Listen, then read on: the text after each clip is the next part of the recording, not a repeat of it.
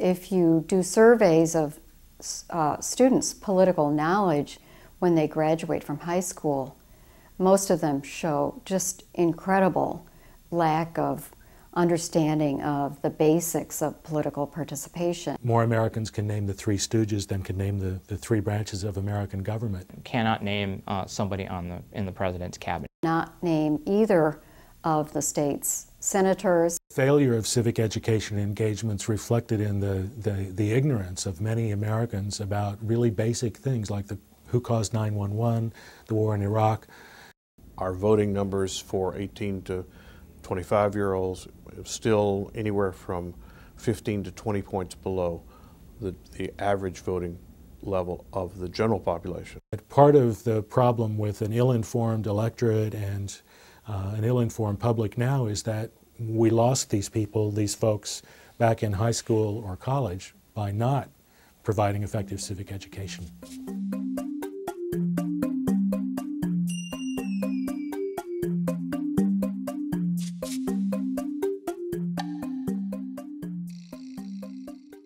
Who has the power in a democracy? Us! That's right. What helped you and the other students know what issue to vote for? Some kids thought about how it would affect the world. Others had personal experience with the issues. In America, less than 50% of our population votes. And I think it's very important, especially as we look at just how many huge issues we have in our country, that the kids coming up have an appreciation and understanding about not only why voting is important, but what they have to do to be able to vote in a thoughtful, critical, effective manner. Female voted for job minimum wage. At Windmill Springs School in the Franklin McKinley School District in San Jose, California, students learn about how democracy works by trying to understand the issues that underlie election campaigns. This brief exercise in democratic participation, introduced by a student teacher from nearby San Jose State University, is a rare elementary school experience. I'm doing a project on national security. Ask yourself, people, is this important for America? Hi, my name is Katie. I'm in the environment group, and the first issue we're going to talk about is about preservation.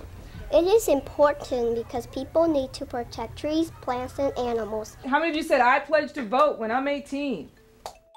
In practice, the central mission of public schools has never been about teaching civic engagement, though a rudimentary knowledge of government, however poorly conveyed, has been thinly spread through the curriculum. Lately, schools across the country are increasingly defined by teaching to tests, which focus on reading and math skills to the detriment of other subject matter.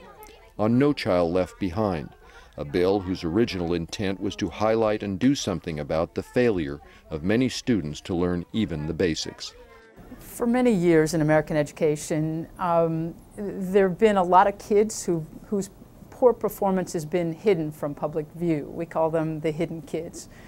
These are poor kids, minority kids, students with disabilities, English language learners, who frankly didn't get much by way of a quality education, but whose poor performance was hidden underneath the average test data that was provided to the public.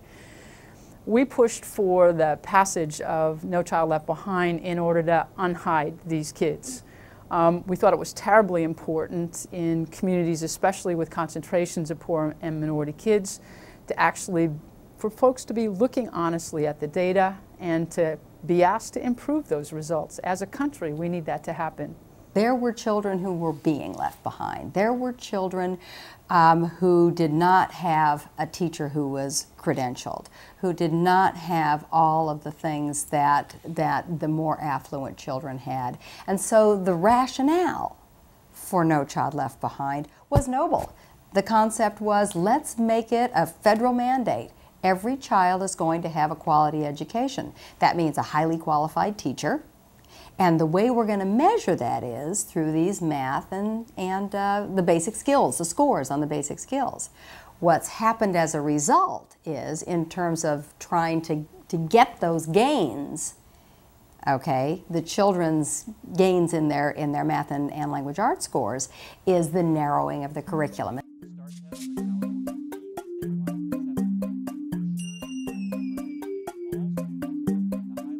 look like a word you know right here? Okay, what's that word? We did a survey. We got survey results from 950 teachers in Santa Clara County. They split out pretty evenly between the high priority schools and the more affluent schools. And we asked the teachers, essentially, how do you spend your day? How much time do you spend in each one of the discipline areas? And we found that the children in the high priority schools are, in fact, only getting math and language arts. In the more affluent schools, they get a little bit more. They get a little bit of science and a little bit of social science. But still, the teachers, when we asked the second question, what would the days look like if you could create the curriculum yourself? They all had a much more balanced curriculum.